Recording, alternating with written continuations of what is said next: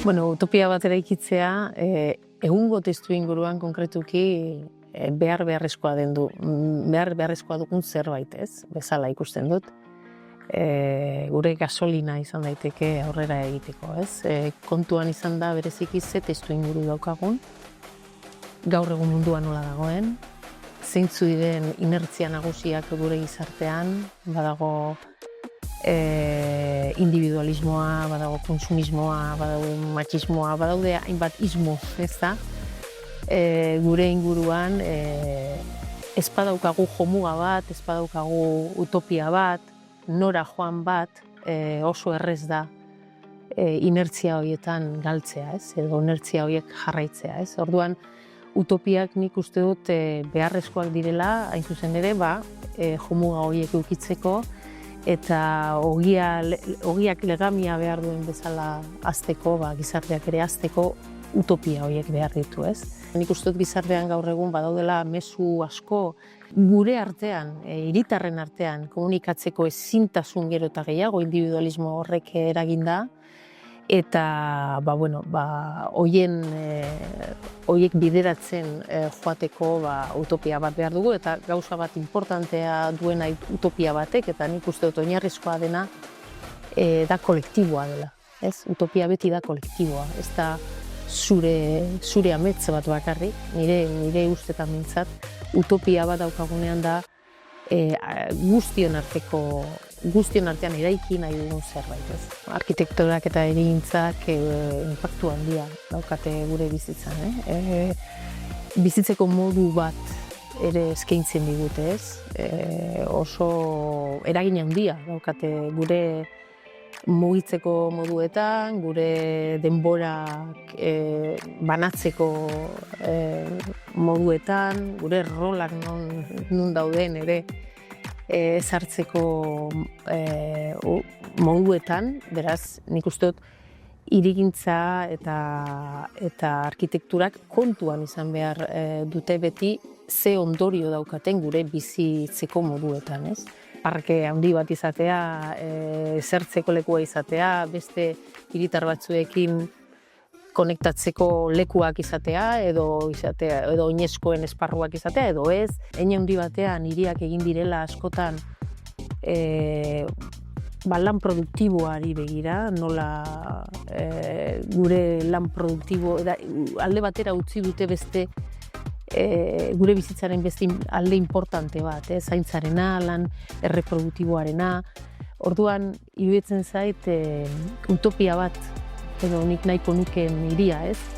Eta hiritarrak zaintzen dituena, eta hiritarrak euren artean zaindu daitezen ahalbidetzen duena, ez? Gaur egun Euskal Herrian emakumeen etxeak ditugu hainbat lekutan. Eta hori, orain dela hamarkada batzuk utopia bat zen, ez? Eta hor emakumeen ahalduntzea eta hainbeste emakumeen eskubideak bermatzeko hainbat leku sortu dira, leku fisikoak, ez? Askotan espazioak, askotan esaten dugu espazioak behar direla, kasu honetan berdintasunerako, Euskal Etxe, adibidez hemen, Gasteizen bertan eraiki da ere Euskararen etxea, da, behar ditugu ez bakarrik espazio imaginarioak, behar ditugu espazio fisikoak ere, ez? Eta, izan daiteke adibide bat, ez? Orain dela hamarkada batzuk, ia leku guztietan edo herri askotan emakumeen etxeak egotea, zan utopia bat.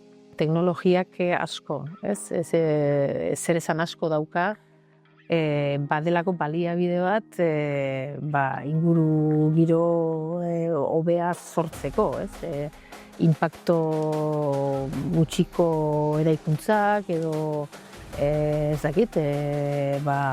erresiduen nola moldatzen den hori, guztian kontuan hartu behar dugu aliatu bat daukagula hor, ez? Teknologia askotan hitz egiten da asko teknologiari buruz modu eskor batean, ez?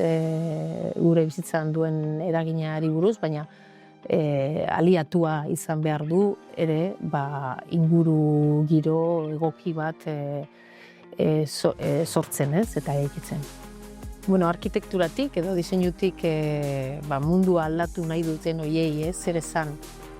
Nik uste dut kontuan izatea batetik pertsonen diversidadea, intersekzionalidadea ditzen den hori. Denok ez garela berdinak eta bizi baldintzak ez direla berdinak eta ezin daitekela eraiki edo sortu hiri bat bakarrik pertsona mota bat kontuan izan da, hori batetik. Lehen aipatu da, genero ikuspegia kontuan izatea, hori lehen horretan ere txertatuta doa. Niretzat oso importantearena komunidadea sortu. Nik uste dut gero eta gizarte individualistago batean bizi gara, ez bakarrik individualistago batean, honek zer dakar, besteak beste, gure diskursoak gero eta itxiagoak dira, bizi gara gero eta gehiago gizarte batean bai edo ez, zuri edo beltz, nirekin edo nire kontra, eztabaidarako guneak behar ditugu. Hitz egiteko, komunikatzeko gure artean guneak behar ditugu, beraz, zerbait hiri bat sortzen denean, eraikuntza bat sortzen denean, espazio komunitario horiek kontuan izatea, niretzat oso importantea. Eta nik ere aldarrikatuko nuke edertasuna, ez da? Funtzionalidadea bai, kontuan eraginkortasuna, baina edertasuna ere behar dugu, ez? Nik uste dute emozioak elikatu behar ditugu egunero eta gure ingurua ederra denean bizitza ere ederragoa izan daiteke, ez? Beraz, hori ahaztu gabe, baina horretan bakarrik zentratu gabe, nik uste dut egon behar du oreka bat, ez? Eraginkortasuna, ongizatea, pertsonentzat eta edertasuna ere egotea, ez? Airean dauden gaztelu horiek errealitate bihurtzeko zer egin behar den, nik uste dut zimenduak jarri. Ez da besterik. Hau da, importantea da metza izatea, importantea da airean ere sortzea gaztelu horiek, baina gero, etorri behar da, zimenduak, ez badauden hasieratik eraiki beharko dira, ez?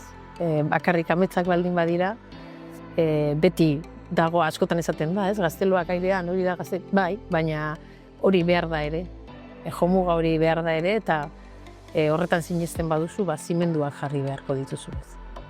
Arkitekturaren ikuspegi utopiko bat nik lehen aipatu dan komunidade sortze horretan, ez?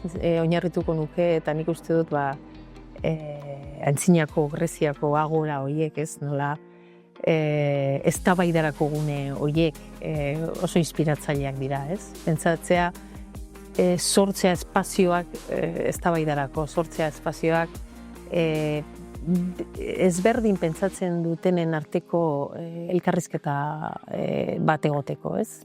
Iruditzen zait, horiek batzutan elkarrizketak ez dira sortzen espazioak ez duelako ahalbidetzen, ez? Eta hori kontuan izan beharko genuke. Nik uste dut etorkizuneko hiria imaginatzean eta sortzean badago muga bat leku bakoitzaren nortasuna ez galtzea. Gero eta gehiago iruditzen zait, nik kanpora noanean, gero eta berdintzuagoak direla hiriak, kaleak, dendak, ingurua, gero eta uniformeagoa dela, ez? Eta nik uste dut muga hori ez dela gainditu behar, hau da, leku bakoitzaren nortasuna, herri bakoitzaren izateko modua, hori nolabait ikusi behar da ere eraikuntzetan eta hiria nola dagoen antolatuta horretan ere ikusi behar da herri baten nortasuna, ez?